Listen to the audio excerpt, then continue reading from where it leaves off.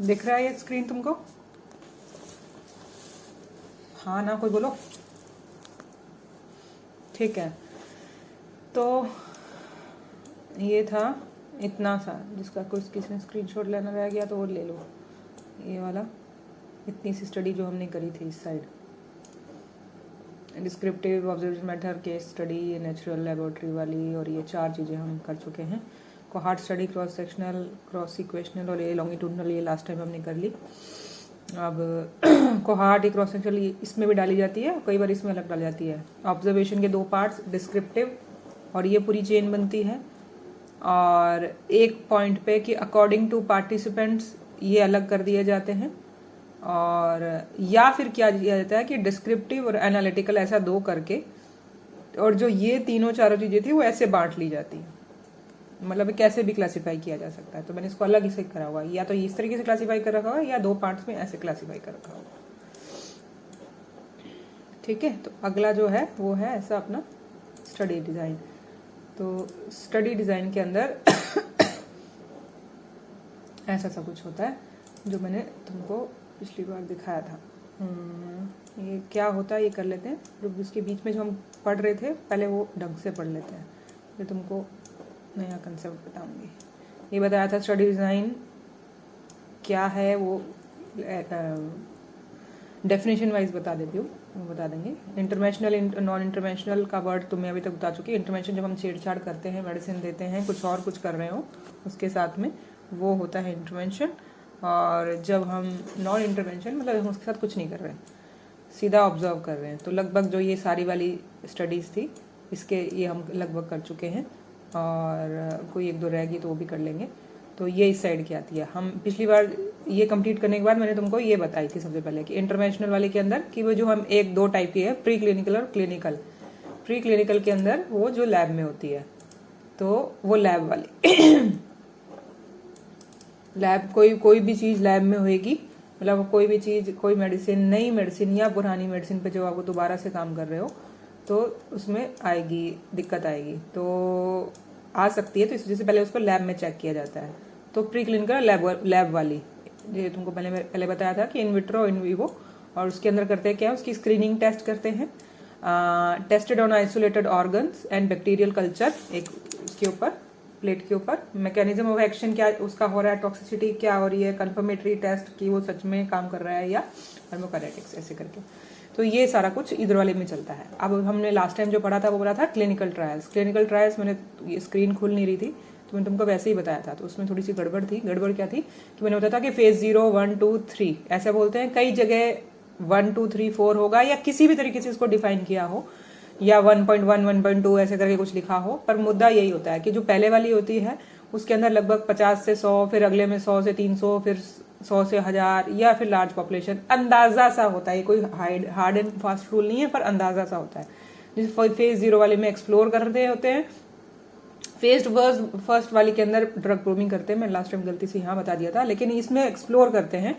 इसमें हम drug proving जो हम अपने वाले में करते हैं वो करते हैं, और या फिर दूसरे वाले में जो सेकंड फेज आता है उसमें करते हैं थेरापेटिकली एक्सप्लोर, कि भाई पहले तो प्रूव करके देखते हैं सिम्टम्स मिल गए, और सिम्टम्स को फिर थेरापेटिकली दे के देखते हैं। थेरापेटिकली मतलब जैसे से जो ड्रग प्रोविंग में सिम्टम मिल रहे हैं, जो सिम्टम्स प्रोड्यूस हो रहे हैं, क्या हेल्दी ह्यूमन बींग्स पे, वो हेल्दी ह्यूमन बींग्स पे अब यहाँ पेशेंट्स पे लगाते हैं अगले पे, और लगा के देखते हैं कि वो ठीक भी होता है। जब ये दोनों चीजें ट्रू एक्सपेरिमेंटल रिसर्च कहलाती हैं, ये दोनों, ये वाली कहलाती है एक्सप्लोरेटरी। और उसके बाद जब यहाँ से काम हो जाता है कि सिग्नल मिल जाता है, मोस्टली चीजें सेकंड फेज में फेल हो जाती हैं, लेकिन उसके बाद अगर यहाँ से पास आउट हो जाता है फिर लार्ज पॉपुलेशन पे डाल के उसको दिया जाता है थेरापेटिकली कंफर्म करने के लिए कि भाई अब ये सही चल रहा है मामला, सच में ये ठीक करती है। इसे हम प्रैग्मेटिक या एक्सपेरिमेंटल रिसर्च बोलते हैं।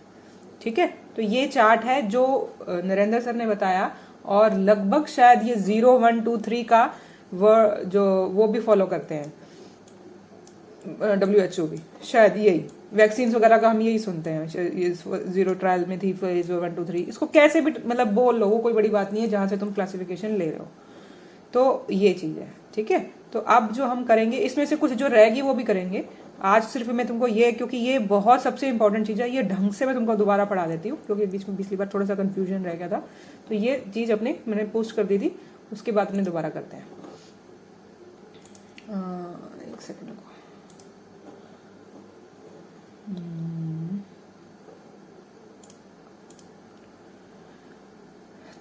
ये जो तुम्हारे सिलेबस के अंदर भी था, उसके सिलेबस में तुम देखोगे तो उसमें लिखा हुआ है क्लिनिकल ट्रायल। तो क्लिनिकल ट्रायल का जब उसमें ऑप्शन आया हुआ है कि भाई इसमें वो पूछता है, तो वहाँ पे ये करते हैं यहाँ से। अरे भाई अभी स्क्रीन दिखनी नहीं लगी ना।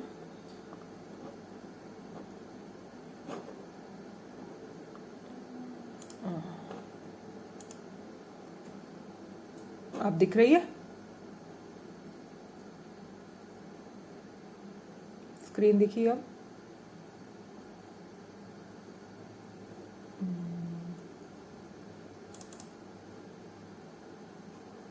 अब दिखने लगी? ओके ठीक है। तो ये था, ये है मैंने तुमको जो बुक थी तुमको मैंने बताया था, good clinical practice guidelines for clinical trials in homeopathy, CCRH की बनी हुई है, तो उनके हैं। तो ये इन्होंने अपने हिसाब से इसको समझाया है, लेकिन ये जो पूरा 3-4 पेजेस हैं ये ढंग से पढ़ने वाले हैं, समझने तुमको क्रक्स तो मैंने पिछली बार ही बता दिया था, अभी भी चार्ट में बता दिया। बस इन्होंने उसको इसको 1 बोलते हैं, इसको 2 बोलते हैं, 1.2 बोलते हैं, 2 बोलते हैं, 3 बोलते हैं, अपनी तरफ से इन्होंने अपना नामकरण कर लिया है इन्होंने इस चीज़ का। मुद्दा क्या समझने वाला है कि क्लिनिकल ट्रायल का मतलब क्या है। क्लिनिकल ट्रायल मतलब ह्यूमन पे जब आके मेडिसिन टेस्ट होती है उसे बोलते हैं क्लिनिकल ट्रायल। तो इसको क्या बोला है इन्होंने, a clinical trial is any research study that prospectively assign human participants or group of humans to one or more health related interventions to evaluate the effect on health outcomes। जो भी health से related जो भी उसके साथ छेड़छाड़ करी जाएगी उसका पता करने के लिए कि हेल्थ पे उसका क्या असर हो रहा है वो आता है इसके अंदर, और ह्यूमन इन्वॉल्व होता है, इसे क्लिनिकल बोलते हैं। The intervention could be drugs, patent और प्रोपेंशली medicine, public health interventions, socio-behavior interventions, technologies including medical devices और in vitro diagnosis। कुछ भी मतलब इनमें से कोई भी चीज़ है जो मोस्टली हम पढ़ते हैं वो है मेडिसिन, वरना अलग अलग एरियाज के अंदर पब्लिक हेल्थ इंटरवेंशंस भी हो सकती हैं, कुछ भी मेडिकल डिवाइसेस भी कुछ चेक कर सकते हैं कि भाई BP नया इंस्ट्रूमेंट आया है कुछ, ठीक है, कोई नई टेक्नोलॉजी है, कुछ भी आ सकता है, सोशल बिहेवियर कोई बिहेवियर का पता चला है ये चेक करो। तो जब तुम 2 ग्रुप्स में बांट के और ऐसे करके पूरा एक्सप्लोर करो या कुछ करो, तब जाके ये हर एक स्टेज के अंदर 4 स्टेजेस के अंदर जब वो काम पूरा होगा तब वो सारे रूल्स रेगुलेशंस के अकॉर्डिंग तब जाके वो चीज़ ये पास होती है, और वो जितना रिस्क पे होती है उतना उसको इतना इस तरीके से चेक करते हैं।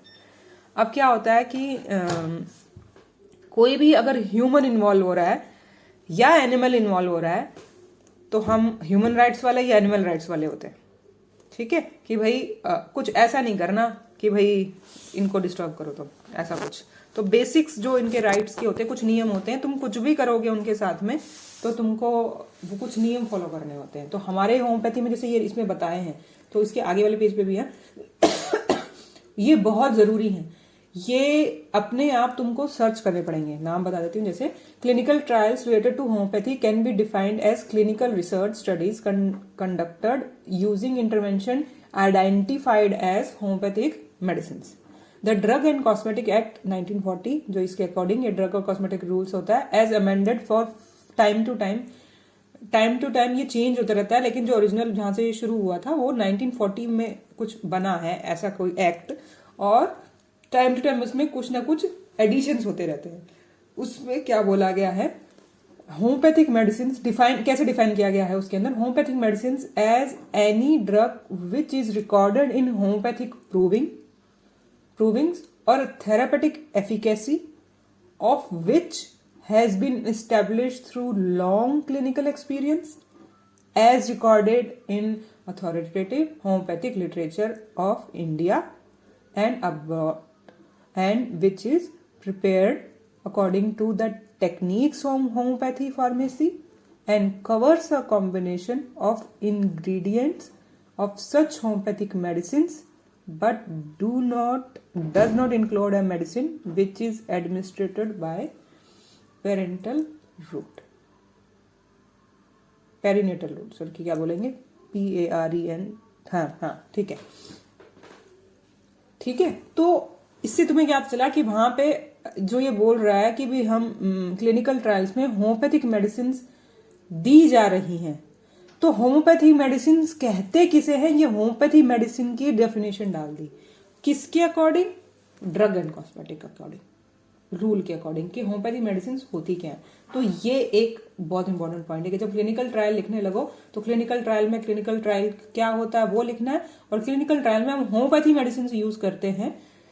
होम्योपैथी की क्लिनिकल ट्रायल्स के अंदर हम होम्योपैथिक मेडिसिन यूज करेंगे ऑब्वियसली, तो होम्योपैथी मेडिसिन होती क्या है ये लिखना है। तो ये इसीलिए इसको इटैलिक्स में इन्होंने लिखा है कि भाई ये लिख दो कि भाई होम्योपैथी मेडिसिन यूज होगी, होम्योपैथी मेडिसिन होती क्या है जो इसको कवर कर, इस बात को कवर करे। अब उन्होंने बोला new homoeopathic medicine as per the drugs and cosmetic of 1940 and rule 45 as amended from the time to time appears. अब ये उसके और रूल्स हैं। A homoeopathic medicine which is not specified in the HPI और homoeopathic pharmacopoeia of the United States of America और of the United Kingdom the German homoeopathic pharmacopoeia, तो अगर वहां नहीं है तो क्या करना है उसका, और which is not recognised in authoritative homoeopathic literature as efficacious under the condition recommended, जैसी जो हमारी होम्योपैथिक लिटरेचर है उसकी कंडीशन के अकॉर्डिंग रिकमेंडेड ना हो। A combination of homeopathic medicine containing one or more medicines which are not specified in any of the pharmacopoeia referred to in clause, कि दो होम्योपैथिक मेडिसिन जो हमारे फार्माकोपिया में कहीं रेकमेंड नहीं करी गई उनका कॉम्बिनेशन भी नहीं। पर क्या नहीं है ये बताया उसने, नॉट स्पेसिफिक, कि भाई होम्योपैथिक मेडिसिन कौन सी नहीं है, कि भाई जो जो हमारे स्टैंडर्ड से फार्माकोपिया है वहां ना हो, होम्योपैथिक लिटरेचर में ना मिले, या दो मेडिसिन को इकट्ठा करके उसका यूज करना जो किसी लिटरेचर में फार्माकोपिया में लिखा ना हो, वो उनको नहीं, मतलब उस चीज को कंसिडर नहीं कर सकते। As homeopathic medicine and also not recognised in authoritative homoeopathic literature as efficacious under the condition recommended, बस वो चीजें इंक्लूड नहीं करनी है। Additionally clinical trial in homoeopathy include research studies conducted using novel drug prepared as per the principles of homeopathy and techniques of homeopathic pharmacy used either orally or locally but not through renatal route। बस मुंह से डालने वाली या apply करने वाली अंदर कहीं नहीं डालना उसके अंदर। ठीक है, तो ये है इसके अंदर। तो ये अपने दिमाग में क्लियर है, क्योंकि क्लिनिकल ट्रायल बहुत बड़ा हुआ बना लेते हैं दिमाग में, क्लिनिकल ट्रायल कुछ नहीं है। और होम्योपैथी क्लिनिकल ट्रायल बहुत बार पूछा जाता है, बस यही होता है कि होम्योपैथी क्लिनिकल ट्रायल लगभग एक कंफर्मेटरी क्वेश्चन होता है कि आता ही आता है एक तरीके से। तो अगर ये आया तो तुमको पहले होम्योपैथी क्लिनिकल ट्रायल, मोटा मोटा क्लिनिकल ट्रायल वर्ड का क्या मतलब, फिर होम्योपैथिक क्लिनिकल ट्रायल का क्या मतलब, फिर होम्योपैथी क्लिनिकल ट्रायल में होम्योपैथी मेडिसिन यूज होती है तो होम्योपैथी मेडिसिन क्या होती है उसके पॉइंट्स, और क्या नहीं होती है उसके पॉइंट्स। ठीक है, और कैसे दी जाती है, ओरली या लोकली ही दी जाएगी, किसी और रूट से नहीं दी जा रही एक तरीके से। ठीक है, अब ये हुआ डेफिनेशन वाला पार्ट। अब ये है कि रेगुलेटरी फ्रेमवर्क क्या मतलब है इसका, कि भाई कैसे ये कौन सी नियम कायदे कानूनों के अनुसार चलती है एक तरीके से। ठीक है, एक सेकेंड, तो कौन आया तो किसके अनुसार चलती है ये, तो all clinical trials related to homeopathy must be conducted in accordance with the GCP homeopathy, good clinical practice ये बोला जाता है उसको, उस के अकॉर्डिंग जिसमें मैंने बुक बताई गुड क्लिनिकल प्रैक्टिस, एक तरीके से उन्होंने नाम रख दिया है कुछ रूल्स रेगुलेशंस करवाने का, कि अच्छी क्लिनिकल प्रैक्टिस करने के लिए क्या क्या चाहिए होता है, समथिंग समथिंग। तो एक बुक बना दी उन्होंने, उसमें जो नियम डाल दिए, तो उसके अकॉर्डिंग जो चल रहा है कंडक्ट किया जाए। एडिशनली ये जो गुड क्लिनिकल प्रैक्टिस है वो सिर्फ होम्योपैथी के लिए नहीं है, एलोपैथ्स के लिए भी होती है, कि भाई कुछ एक सिस्टम बना दिया उन्होंने, एक कोर्स बना लिया, कोर्स टाइप समझ लो एक तरीके से, कि भाई उसके अंदर गुड क्लिनिकल प्रैक्टिस नाम का कोर्स चला देते हैं, और उसके अंदर वो लिख देते हैं कि कैसे करते हैं सब कुछ। तो ये चलता है, क्या नाम उसका, ऐसा ही होम्योपैथी में चलता है, जैसे उसमें चलता है तो ऐसा ही होम्योपैथी में चलता है। तो गुड क्लिनिकल प्रैक्टिस आगे लिख दिया होम्योपैथी। तो गुड क्लिनिकल प्रैक्टिस होम्योपैथी के अकॉर्डिंग जो होगा, जो नियम चाहिए होंगे वो होंगे इसके अंदर। तो additionally they should not be in contravention of any of the international or national regulatory guidelines for biomedical research, including but not limited to Drug or Cosmetic Act rule this, and applicable amendments or supersessions आ जाएंगे, and new drugs and clinical trials 2018। तीन चीजें, एक तो तुमको 14 वाला ये वाला act क्या है ये देखना है नेट पे खोल के, दूसरा ये वाला न्यू ड्रग्स और क्लिनिकल ट्रायल रूल्स 2018 ये क्या है, फिर डिक्लेरेशन ऑफ हेल्सिंकी ये तुमको मैंने पहले भी बताया था ये क्या है, इसका लास्ट वर्जन जो आ चुका है, और फिर ये कौन सा है GCP of the ministry of health and welfare, ये तो general GCP of the ministry of health and welfare, और यहां लिखा था जीसीपी होम्योपैथी। ये दो अलग अलग चीजें हैं। जो एक जनरल हमारी शायद जो एलोपैथी वाली है वो शायद उसको यही बोलता है GCP of ministry of health and welfare, उसकी ये अलग ब्रांच में जाके होम्योपैथी के लिए जो बोला गया है। तो गवर्नमेंट ऑफ इंडिया ये अलग है एक, मतलब 2001 का जो ये एप्लीकेबल चल रहा है लास्ट वर्जन, ये देखना है। मतलब ये सारा नेट पे जाके सर्च करो और इनकी गाइडलाइंस क्या बनी हुई है वो देखनी है। National guidelines for biomedical and health research involving human participant 2017, ये नेशनल गाइडलाइंस है। आई थिंक ये वर्ड में यूज होने वाली है सिर्फ उसके अंदर, मतलब अराउंड द वर्ड ये यूज होती है शायद ये वाली। नेशनल एथिकल गाइडलाइंस नहीं ये 2017 वाली नेशनल है, इंटरनेशनल वाली नहीं आई थी। वे खोल के देखना उसके अंदर, ये वहीं से कॉपी कर लेते हैं कई बार। जो इंटरनेशनल गाइडलाइन WHO जारी करता है वही शायद इसमें हर एक देश वाला अपने शायद माइन्यूट चेंजेस करके अपने वाले में डालता है, मोस्टली सेम होती है वो। National ethical guidelines of biomedical research involving children, human अगर इन्वॉल्व होगा, चिल्ड्रन अगर इन्वॉल्व होंगे तो क्या इन्वॉल्व होगा, ICMR policy of research integrity of public ethics. अब एथिक्स कौन कौन से होंगे ऐसे करके, तो ये सारी गाइडलाइंस है, ये पूरा पैराग्राफ गाइडलाइंस का है। इनके अकॉर्डिंग ही सारा रेगुलेटरी मतलब जो रेगुलेशन हो रहा है आगे जो काम होगा वो इन सब नियमों को ध्यान में रख के होगा, और उसी के अकॉर्डिंग जो अगर ये परमिट करते हैं, ये नियम परमिट करते हैं तो ही इसका ये बनेगा, वरना नहीं कर सकते तुम वो काम। तो अगर क्लिनिकल ट्रायल्स हो रहा है तो इन सारे नियमों का ध्यान रखा जा रहा होगा। कौन कौन से नियम होंगे, ये सारे के सारे। और ये कोई ये नहीं होता कि भी MD में तुमसे पूछेगा नहीं कोई या कुछ भी। क्लिनिकल ट्रायल सबसे बेसिक चीज का ट्रायल होता है, हम करते ही वही है एक तरीके से। बाकी सारी कोई रिसर्च का तुम्हें पता हो ना हो, लेकिन क्लिनिकल ट्रायल का सबको पता होना चाहिए। एक डॉक्टर को क्लिनिकल ट्रायल का पता ही होना चाहिए, वो कोई भी डॉक्टर हो, किसी भी स्टैंडर्ड का डॉक्टर हो, और उसकी सारे नियम पता होने चाहिए। ये वाले क्या है ये तुम्हें वैसे ही पता होने चाहिए अगर तुम एक MD डॉक्टर नहीं भी हो। एक जनरल डॉक्टर हो तो भी तुम्हें पता होना चाहिए ये वाले सारे नियम होते हैं कुछ करने के लिए, क्योंकि इसमें इनको फॉलो नहीं करना क्या रिजल्ट दे सकता है ये भी पता चलेगा तुम्हें, कि भी ऐसा नहीं करते तो फिर क्या होता है तुम्हारे साथ में।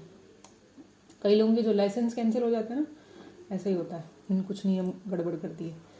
जैसे कि हर साल, जैसे कोविड में इन्होंने कुछ नियम पब्लिश किए थे कि भाई ऐसा मत करना, कुछ फॉल्स चीजें पब्लिश मत करना, वो अलग डॉक्टर्स के होते हैं। ये तो मतलब एक क्लिनिकल ट्रायल करने के लिए चाहिए होते हैं। अगर तुम क्लिनिकल ट्रायल कर रहे हो तो ये करना है, लेकिन ये सिर्फ इन जो ये नियम है सिर्फ ये एक ही चीज कवर नहीं कर रहे। मतलब एक नियम दिया होगा, मान लिया कि जैसे ये दिया हुआ है कि भाई ये वाला न्यू ड्रग्स एक्ट और क्लिनिकल ट्रायल, इसमें सिर्फ यही नहीं लिखा कि क्लिनिकल, जैसे ये तो क्लिनिकल ट्रायल का ही है। इसके अंदर डिक्लेरेशन ऑफ हेल्सिंकी ये बहुत बड़ा है, इसमें सिर्फ यही नहीं बताया कि क्लिनिकल ट्रायल के लिए किया जाता है, और भी क्या क्या किया जाता है, और भी क्या क्या कुछ चीजें होती हैं उनके।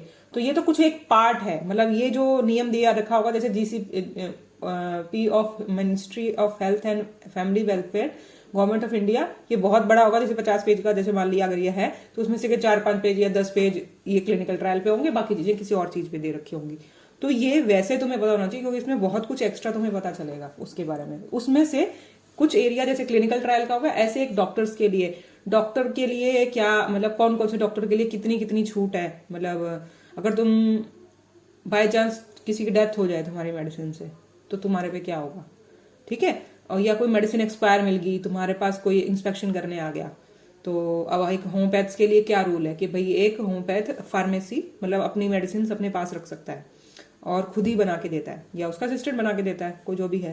तो ये और लेकिन एलोपैथ्स क्या होता है, उनका मेडिकल स्टोर अलग होता है। हमारा मेडिकल स्टोर एक तरीके से हमारे साथ ही घूम रहा है, और वो तुम उसमें क्या क्या रखते हो, उसका कैसे कैसे उसका रिकॉर्ड रखना है, ये सारे नियम होते हैं ऐसे करके।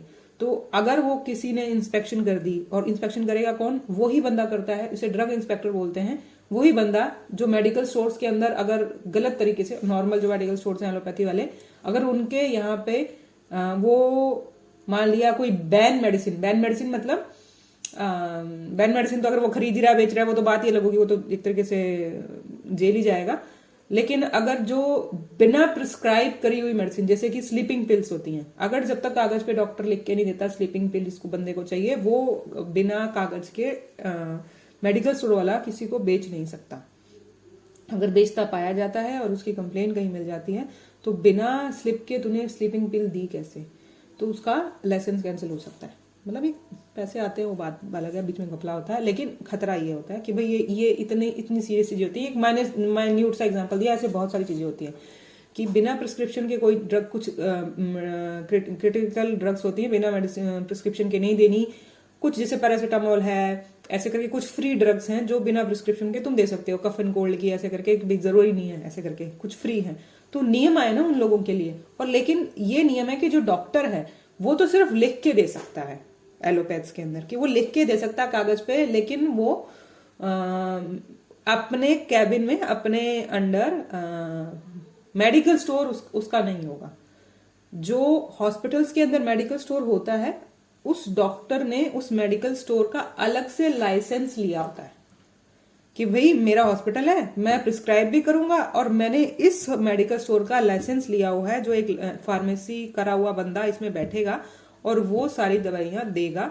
इस मेडिसिन को खरीदने का पैसा मैं दे रहा हूँ, बेचने का जो कमाई होगी मैं दे रहा हूँ, और उसमें जो यहाँ पे बैठ के सारे नियम मैं फॉलो करवा रहा हूँ, इसलिए मेरे अंडर है ये वाला। तो ये वो दो अलग लाइसेंस लेते हैं जो एलोपैथ्स होते हैं। और ऐसे ही जैसे लेबोरेटरी का है, या ऐसे करके बहुत नियम लगते हैं। हम पे क्या है, हमें कुछ नहीं करना, हमारे पे कोई नियम नहीं लगता। हमारे पे ये नियम लगता है कि हमको अलाउड है हमारे पास मेडिसिन रखना, लेकिन उसको अब वो उसके नए और नियम आ रहे हैं कि कितना एरिया चाहिए। ये तुम्हें एक्स्ट्रा चीजें बता रही हूँ, क्योंकि ये जो नियम है तुम्हें इसलिए आइडिया दे रही हूँ कि ये बहुत कुछ तुम्हें बताएंगे आगे करने के लिए। तो उसके बाद अभी क्लिनिकल ट्रायल पे आते हैं, वरना उसमें बहुत लंबी ब्रांच है जो मैं बात करने वाली थी। अब आते हैं पिछली बार जो मैंने हमें पढ़ा था कि भाई जो अभी मैं तुमको चार्ट दिखाया था कि फेज 1, फेज 2, फेज 3 या 0, अब इन्होंने फेज 1 लिखा हुआ है। और फेज 1 के अंदर क्या लिख दिया इन्होंने, human pharmacology and human pathogenetic trial एक में डाल दिया। Human pharmacology studies aim at the estimation of safety and tolerability of a new drug into human with the initial administration not intended for therapeutic use.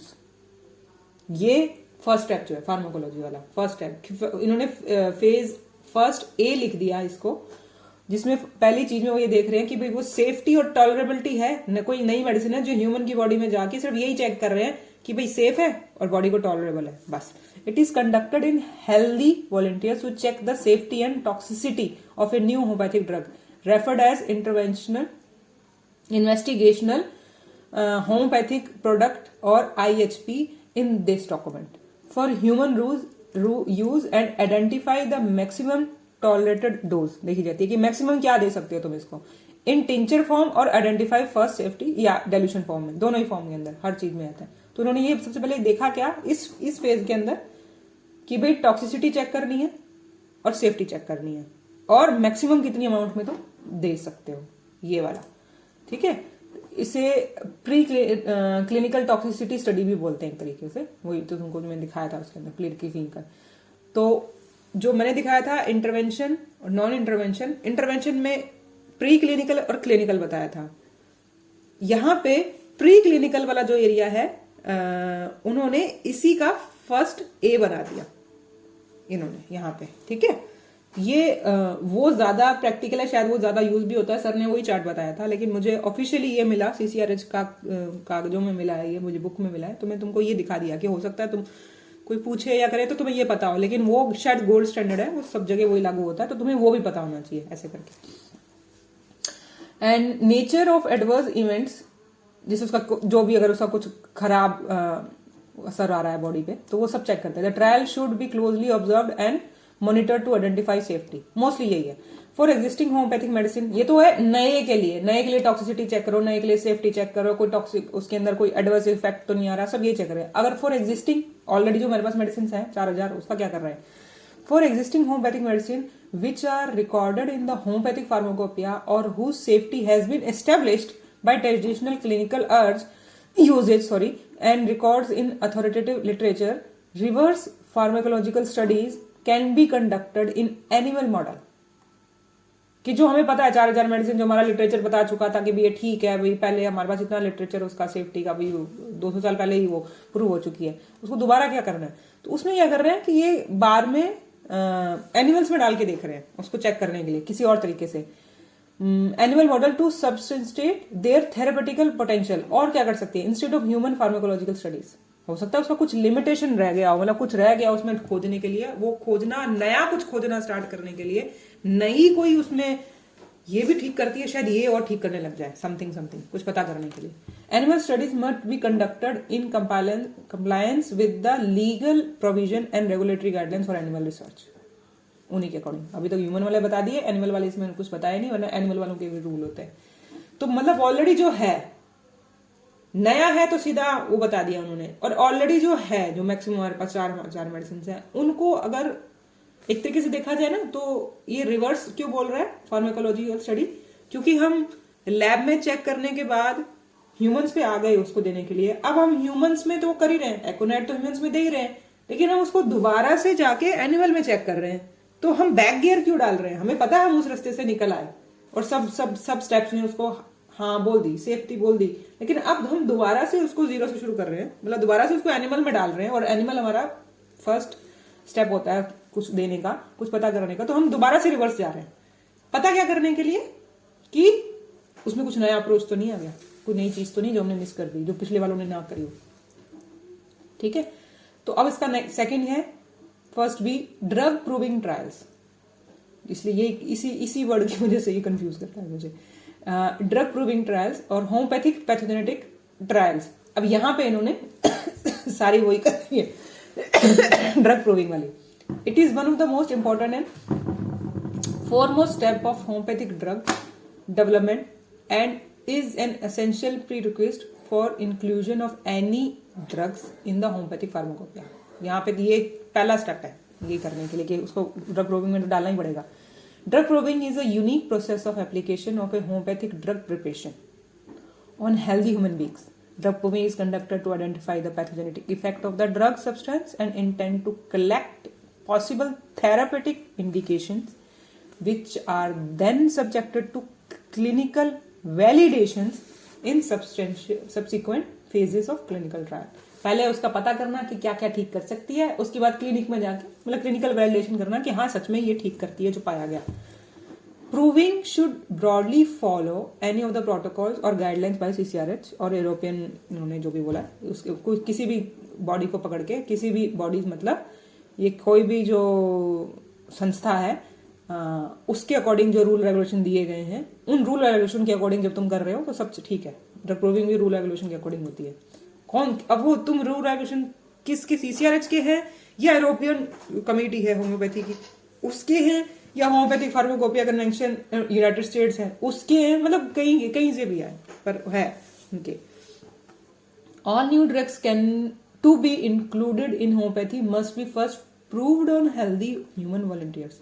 It can also be done for already existing drugs in homeopathic literature but not proved in the past और only fragmentedly और partially. ये भी इन्होंने यही किया कि नई drug का तो करना ही है कि बिना human healthy human volunteers healthy प्रूवर्स के तो नई ड्रग का हमें पता ही क्या चलेगा मैटर करती क्या है, लेकिन जो पुराने वाली है उनके साथ भी वापस ये करना है। और करना क्यों है? वही या तो पार्शली उसका उनका पता है, या तो पार्शली प्रूव हुई थी, या प्रूव भी हुई थी तो उसका कुछ एरिया ही मतलब एक तरीके से एक्सप्लोर किया गया ज्यादा, या तो ढंग से प्रूव ही नहीं हुई। ढंग से प्रूव नहीं हो सकती तो जैसे कि रेयर ड्रग्स है जो हम कहते हैं कि भाई उनको उतना, जैसे कि बोला कि 4 स्टेप्स में जाके तुम कोई चीज कंप्लीट करते हो, और ड्रग प्रूविंग के भी वैसे हैं कैसे कि जो हम ड्रग प्रूविंग के सारे नियम पढ़े थे कि भाई दोनों जेंडर्स पे होनी चाहिए, एज बायस नहीं होना चाहिए, बच्चों के ऊपर भी अगर देनी पड़े तो उसका भी एक है कि इतने लोगों पर होनी चाहिए। तो उसमें बहुत सारे नियम थे उसके अंदर कि क्या क्या उसमें चाहिए एक आइडल प्रूवर के लिए। अगर मान लो सारे conditions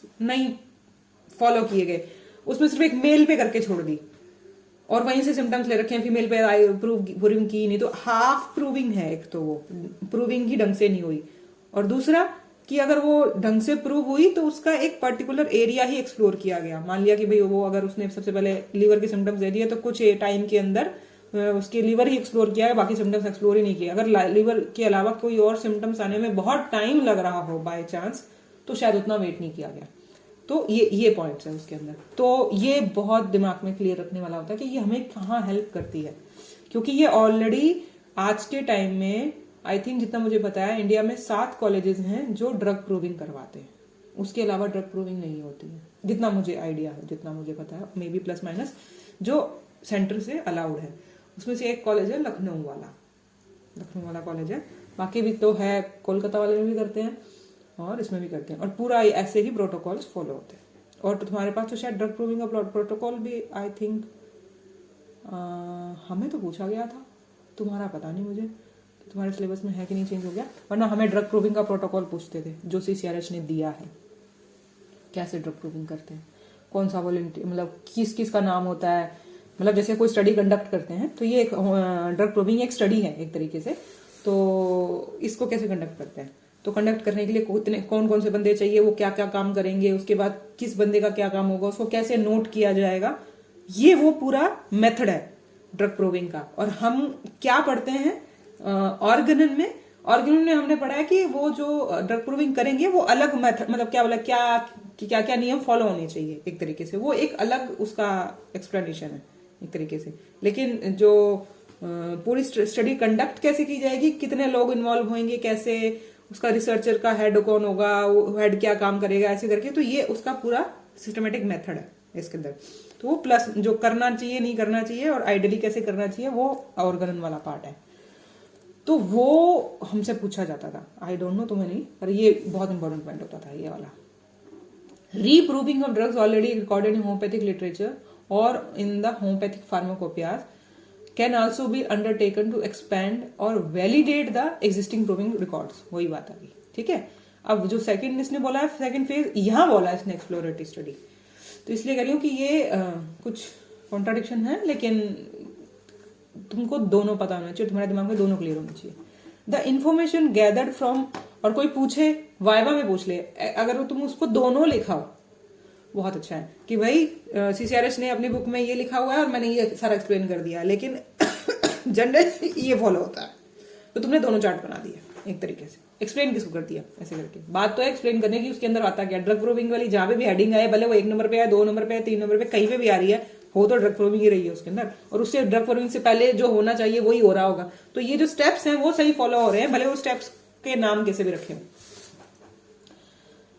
the information gathered from फॉर्कले अर्ज टॉक्सिकोलॉजिकली, फार्माकोलॉजिकली स्टडीज या drug proving should be verified और validated on patients in a single cohort और क्वासी एक्सपेरिमेंटल और एक्सपेरिमेंटल डिजाइन स्टडीज। ये जो 2 कोहार्ट वाली हमने पढ़ ली, ग्रुप कोहार्ट वाली, ये जो सिंगल बताया है कोहार्ट हमने पढ़ लिया, एक क्वासी वाला है, ये भी पढ़ लेंगे अपने ने। यह एक्सपेरिमेंटल जो डिजाइन, एक्सपेरिमेंटल वाले में पढ़ी थी, 2 ग्रुप्स में डाल के पढ़े, कहीं पे भी पढ़े, लेकिन उसमें कर पता क्या इन्फॉर्मेशन उसे हम निकाल क्या रहे हैं, उसका टॉक्सिकोलॉजिकल, ड्रग प्रूविंग वाला की द्वारा वैलिडेट करना, ये सारा अगर सारी इंफॉर्मेशन उसके बारे में हम इकट्ठी कर लेते हैं, the objective is to develop an image of drug according to the homeopathic principles for further uses of a profession. मतलब यही कि भाई, मतलब एक तो हमने ड्रग प्रूविंग करके सिम्टम्स इकट्ठे कर लिया, फिर अलग अलग टाइप की स्टडीज से उस मेडिसिन की रीच पता करी गई कि उसका टॉक्सिकोलॉजी एरिया, फार्माकोलॉजिकल एरिया या ड्रग प्रूविंग में उसका ड्रग प्रूविंग में जो मिल चुका है वो दोबारा वेरीफाई करना वो है। तो कुछ और पता चलता है अलग अलग टाइप की स्टडीज करके। यहाँ तो स्टडी तो एक ही तरीके की हुई ना, अभी तक तो हमने सिर्फ एनिमल में ह्यूमन में डाली ऊपर, पहले तो एनिमल में डाली, एनिमल ने पास कर दी तो हमने ह्यूमन में डाली, ह्यूमन में डाल के ये देखा कि भाई जहर तो नहीं है, जहर से निकालो, अब हेल्दी को दे दो, हेल्दी को देने के बाद क्या किया, अब यहाँ पे जो आए हम एक्सप्लोर करने के लिए, यहाँ पे आए अनहेल्दी को देने के लिए, और अनहेल्दी में ये सारा कुछ पता किया कि भाई अलग अलग डिजाइन बना के कि भाई क्या उसमें जो ड्रग प्रूविंग में मिला है क्या सही मिला है, तो एक तरीके से वो वाला एक तरीके से, तो ये सब यहाँ इसके अंदर डाल के ऑब्जेक्टिव क्या है कि भाई ड्रग उसका पता चले कि भाई सही प्रोफेशनल यूज लायक है भी कि नहीं. These phase second studies are conducted to evaluate safety and efficacy of a drug in a limited number of patients of either gender for validation of symptoms data derived from drug proving in the phase first trial for specific drug condition. ठीक है, तो हम यही कर रहे हैं कि एक पेशेंट्स को दे रहे हैं ताकि पता चले कि पहले जो हम अभी तक फर्स्ट फेज से ट्रायल से या अभी तक जितने भी हम उससे पहले के स्टेप्स फॉलो कर आए हैं और उन स्टेप्स से हमें जो इन्फॉर्मेशन मिली है क्या वो सही है, ये हमने पेशेंट पे देख के देखा. अगर कहीं गड़बड़ हो जाती है तो वो पुराने फिर से घूम के दोबारा से शुरू करो कि कहीं हमने बीच में इन्फॉर्मेशन गड़बड़ कर दी, क्योंकि पेशेंट्स पे वैसा ही असर नहीं आ रहा जैसा कि आना चाहिए. अब आया फेज सेकंड ए, क्लिनिकल वेरिफिकेशन. सेकंड में तो उन्होंने सीधा यही बताया जो एक्सप्लोर करने वाला, और एक्सप्लोर करना है. एक्सप्लोर करने का 3 अलग अलग, क्लिनिकल वेरीफाई करना है, क्लिनिकली वैलिडेट करना है या क्लिनिकल ट्रायल्स करने हैं, ऐसे करके. तो इन्होंने इस पार्ट को 3 पार्ट्स में डिवाइड कर दिया. Clinical verification of pathogenetic effect involving in drug proving using a systematic ये स्टडी प्रोटोकॉल बना के, एक तरीके से जो हम बना रहे हैं कि ढंग से उसका पैथोजेनेटिक क्लिनिकली वेरीफाई करना दोबारा कि भाई सही तो है पहले स्टेज में. दूसरे में वैलिडेट कैसे करना, confirmation of symptomatologically of drugs on at least 1 clinical condition on a minimum request sample size. अच्छा, क्लिनिकली वैलिडेट कैसे, वेरीफाई करना क्या होता है कि भाई जो लिखा है क्या वैसा वैसा हो रहा है, इसे कहते हैं क्लिनिकली वेरीफाई करना. वैलिडेट करना कि भाई उसके बाद जाके उसमें से कुछ मालिया वैलिडेट करने का मतलब कि लीवर पे काम करती है और स्टूल का कलर व्हाइट हो जाता है और साथ में ब्लड आता है, समथिंग जो भी सिम्टोमेटिकली जो हमें एक ग्रुप ऑफ सिम्टम्स मिल गए, वो एक थोड़े से लोगों पे मिनिमम जितना रिक्वायर्ड सैंपल साइज मान लिया 30 लोग हैं या 50 लोगों पे, उन पे देके वो देखना कि हाँ सब पे ये चल रहा है. This include studies on validation of existing therapeutic approach using specific homeopathic medicine based on existing authoritative records. ठीक है, बस वही बात है, घुमा के लिखिए.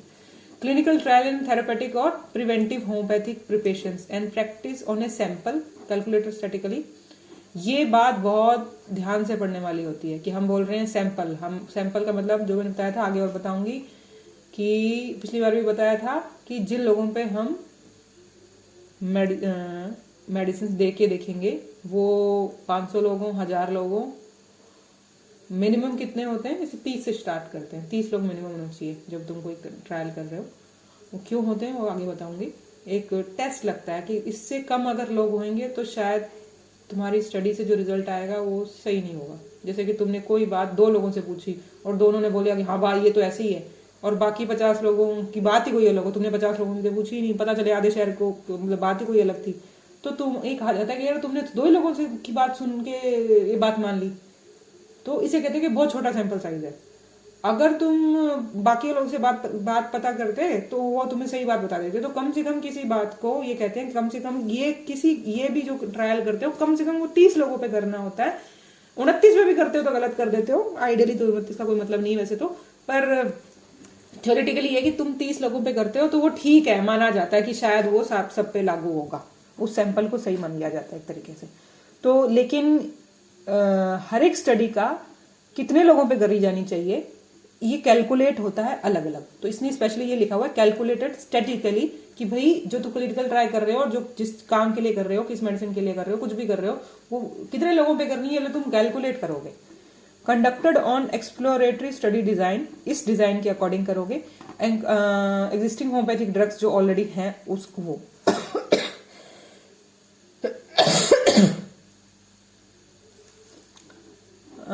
रूटीन क्लिनिकल प्रैक्टिस सेटिंग्स में trials on pharmacological drugs intended for repurposing for emergency use in epidemic या पेंडेमिक में अगर यूज करने की कोशिश कर रहे हो, और इन न्यू इमरजेंट डिजीज नई कोई आ गई या किसी इमरजेंसी में कोई डिजास्टर कंडीशन में undertaken this phase of clinical trial, वो अगर ऐसा कुछ हो जाता है तो इस टाइप की इस स्टेप्स के थ्रू उसका हल निकाला जाता है. One homeopathic drug can be used for treatment of number of different clinical condition based on symptomatical condition in case of a emergent disease, novel endemic, new clinical syndromes. The existing homeopathic drugs can be tested for use under this phase. तो मतलब already हमारे पास जो है medicine तो नहीं है, मतलब पुरानी है, जो नई तो है, तो नई तो अभी तक यहाँ तक वैलिडेट हो ही रही है, तो नई का भी हम एक्सप्लोर कर रहे होंगे इस क्लिनिक में देख के पेशेंट्स को. और ऑलरेडी जो हमारे पास मेडिसिन है लेकिन डिजीज नहीं आ गई. मेडिसिन तो एकोनाइट कहती थी, लेकिन अब जैसे कि कोविड नया आ गया, तो कोविड जो नया आ गया लेकिन हमारी ऑलरेडी रही हुई मेडिसिन पे एक तो नई मेडिसिन नहीं लाके दी गई. अगर नई मेडिसिन लाके दी गई कोविड के लिए तो पूरा स्टेप्स फॉलो करके यहाँ तक पहुंची है, फिर तुम उसको दे रहे हो. और ऑलरेडी जो मेडिसिन हैं हमारी एकोनाइट या मतलब कोई मेडिसिन, हजारों मेडिसिन, तो उसमें से कोई उठा के तुम नई टाइप की डिजीज पे अगर दे रहे हो तो तुम ये सेटिंग्स करके ये कर सकते हो काम. तो तुम कहोगे कि मैं फेज 2C टाइप का क्लिनिकल ट्रायल कर रहा हूं. उसको करने के लिए क्या चाहिए था, वो नियम ये है. ठीक है, तो ये क्लिनिक, इसीलिए तुमको मैंने जो चार्ट दिखाया था उसमें दिखाया था कि क्लिनिकली जो CCRH वो स्टडी कर रहा है उसमें क्लिनिकली वेरिफिकेशन का अलग नाम है, क्लिनिकल वैलिडेशन का अलग नाम है, क्लिनिकल ट्रायल का अलग नाम है, एक करके तुमको साइड में करके दिखाया था मैंने. तो ये है, तो ये अलग अलग टाइप की अलग अलग फेज की स्टडी है. कोई भी बंदा सारे फेजेस नहीं करता, सारे तरीके के काम नहीं करता, एक ही एरिया का काम करता है, बस इतना ही करने में जान निकल जाती है. इसलिए वो तुम अलग अलग डिपार्टमेंट में काम कर रहे हो एक तरीके से. अब तीसरी है फेज थर्ड.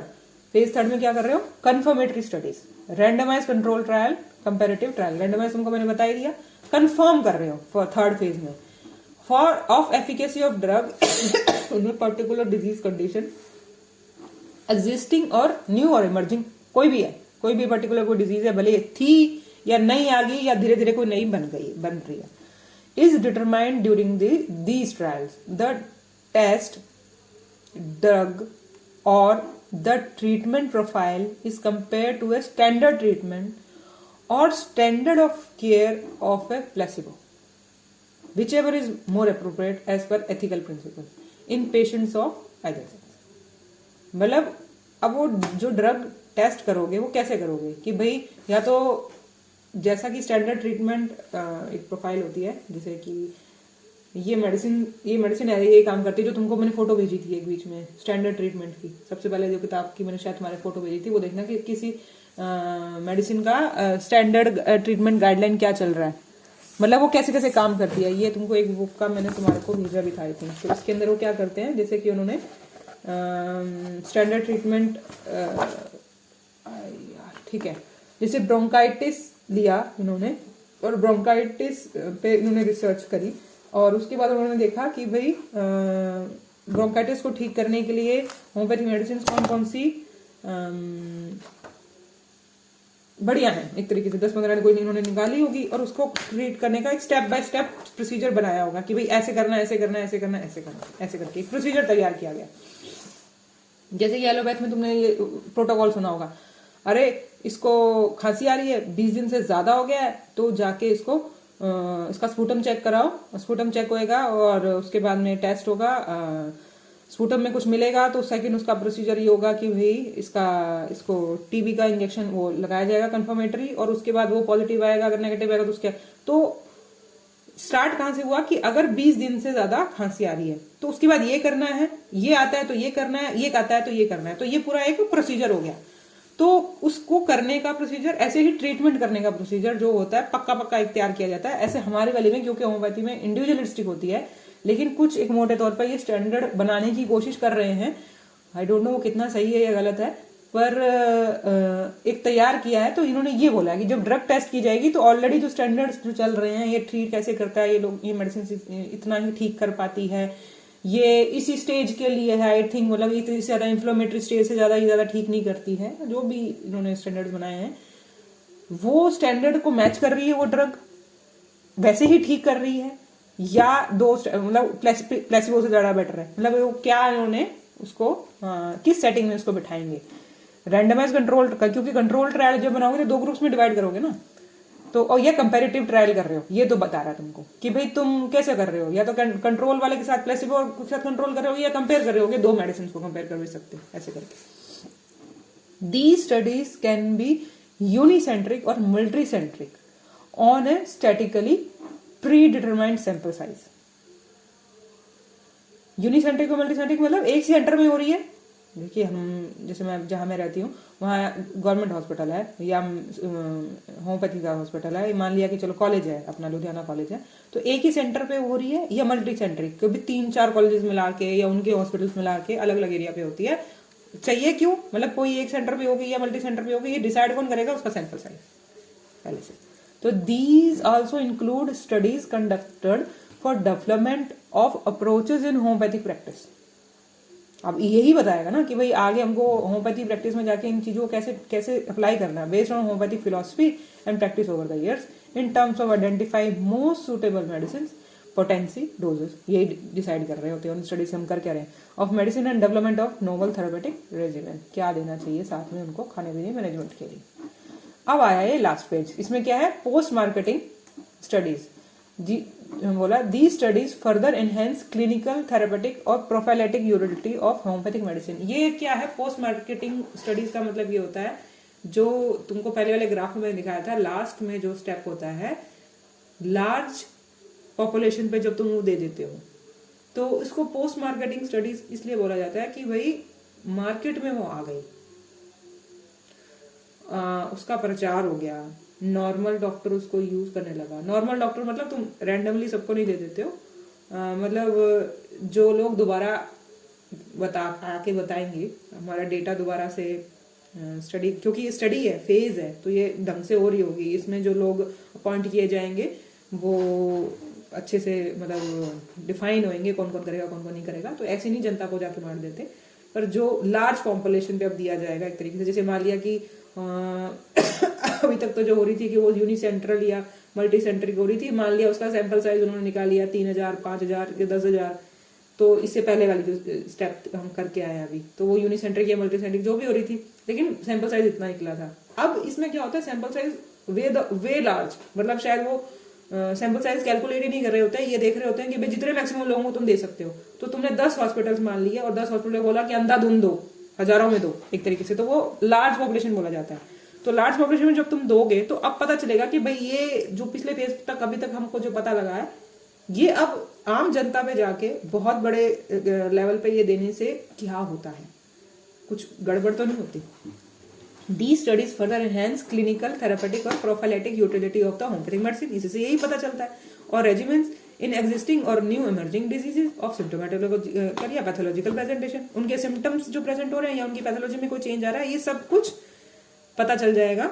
ये सारे डिपार्टमेंट्स का जब हम उसका चेक करेंगे कि उसका क्लिनिकली या थेरेपेटिकली या प्रोफाइलेटिकली टाइम से पहले देने से किस डिपार्टमेंट में बढ़िया काम कर रही है, वो सब कुछ पुरानी डिजीज में काम कर रही है बढ़िया, या नई कोई डिजीज निकल रही थी उसमें बढ़िया काम कर रही है। These also include studies to identify adverse drug reaction of the medicine और ऑफ मेडिसिनल डोजेज। यहाँ पे भी पता चलता है कि मेडिसिन को देने से कोई उसका ड्रग रिएक्शन तो नहीं आ रहा, एक तो ये, दूसरा कि अगर मात्रा गड़बड़ हो जाए किसी तरीके से तो मेडिसिनल डोज का डिसाइड भी तो नहीं करके दे रही कि भाई TDS से ज्यादा मत देना, या इस पोटेंसी में इतना रिपीट मत करना। ये इतनी लार्ज पॉपुलेशन में जाके ही पता चल रहा होता है, इससे पहले तक नहीं पता चल रहा होता कई बार। तो ये और ये ड्रग रिएक्शन अगर आता है तो ये दोबारा से एक फॉर्म भरा जाता है और CCRH को दोबारा भेजा जाता है। Drug reaction adverse drug reaction form होता है वो, और वो भर के सारी इन्फॉर्मेशन भेजी जाती है कि भाई इसका रिएक्शन आ रहा है ऐसे करके, या पोटेंसीज या प्रिपरेशन करने से क्या, जो भी जिस लेवल पे कहीं भी उनको डाउट लगा तो वो सारा ये साइंटिफिक फॉर्म एक तरीके से तैयार करके दोबारा से उनको भेजा जाता है। और potency preparation on the basis of case studies, clinical trials and studies presented in the scientific form and और published by doctors, researchers, patient groups etcetera after market authorized of a new drug or already existing drugs.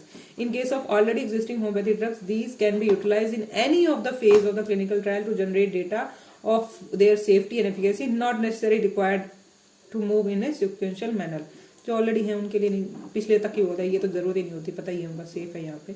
In case of new drugs with identify FSAD और being used in ultra dilution जो है above 30% have a potential to address emergency condition. जैसे इन तीनों condition के अंदर जो नई ड्रग है और पता चली है इसके अकॉर्डिंग, वो हाई डोजेस में मतलब अबव 30 पोटेंसी में देने से अगर कोई कंडीशन जैसे कि इमरजेंसी कंडीशन आ चुकी है, इन तीनों में से कोई इमरजेंसी आई है, प्रोफाइलेटिक में दे रहे हो, कैसे भी दे रहे हो, can be use in phase second C और third trial directly without necessary requiring a phase first और सेकेंड A या B. उन सबको क्रॉस करके अगर सीधा तुम इसी में काम करते हो जो हम पहले भी पढ़ के आए थे, तो ये सीधा तुम इसमें यूज कर सकते हो. अगर ये तीनों कंडीशन आती हैं, पेंडेमिक एंडेमिक और डिजास्टर आता है, तो नई ड्रग सीधी यहाँ आ जाती है. वो वाले जो जानवर में 2G, जानवर के बाद लैब में 2 तरीके से 2G, फिर उसके बाद यहाँ तक नहीं रास्ता अपना रहा होता, उन कंडीशन में ये करेंगे.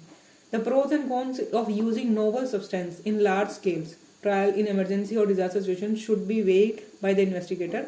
एथिक्स ये, लेकिन जो साइंटिफिक कमेटी वो जब सब कुछ मतलब ऐसा नहीं है कि तुम सीधा यहाँ जंप कर गए हो तो तुमको उस स्टेज में जो नियम लागू होके तुम्हें रोक पाते, यहाँ वो काम लागू नहीं होंगे, ऐसा नहीं है. वो नियम बस अब तुम फेज बाय फेज नहीं करके आए हो, इस फेज में आ गए हो, सारी सेटिंग ऐसी बना ली है, लेकिन नियम साथ में आ गए हैं कि भाई ये गड़बड़ नहीं होनी चाहिए, एथिक्स में कोई गड़बड़ नहीं होनी चाहिए, यहाँ कोई गड़बड़ नहीं होनी चाहिए, ऐसे करके पोटेंशियल को रिस्क तो नहीं.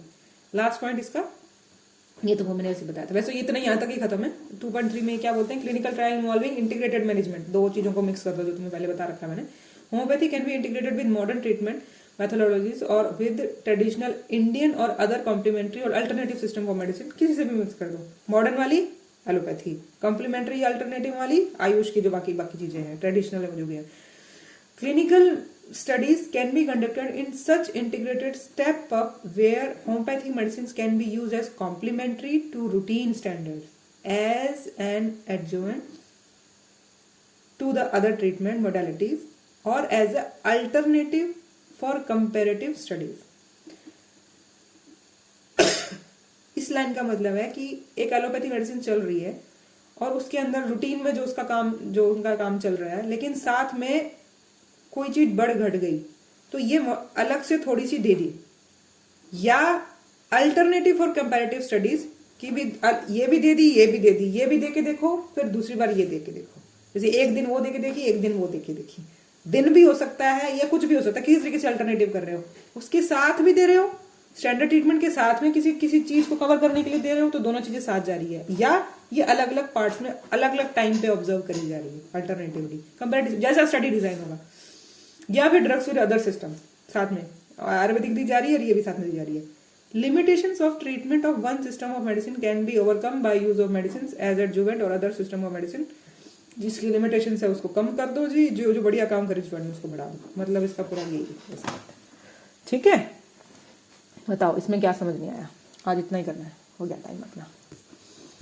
क्या 3 पार्ट्स में किया, ये बात समझने वाली है, क्योंकि मैंने तुमको वो चार्ट दिखाया था, इसमें यही बात करी कि पहले क्या होता है ये पता हो, होने के बाद इसको करते कैसे है नियम ये पता हो, इस हर एक आगे जो स्टेप्स होता है उस हर एक स्टेप में इन्होंने दे रखा, उस स्टेप को कहते क्या है, उस स्टेप के बाद में उस स्टेप में करते कैसे हैं, और हर स्टेप के आगे सब स्टेप्स दे सके हैं, और कौन सी कंडीशंस में ये स्टेप क्रॉस करके आगे कूदे जाते हैं. ठीक है,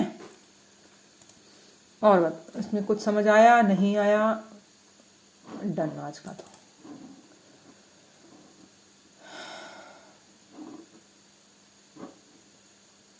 कोई सवाल?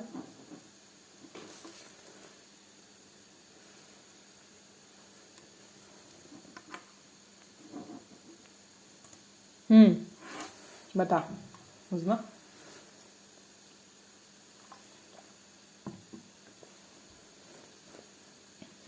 पूछ उसमें.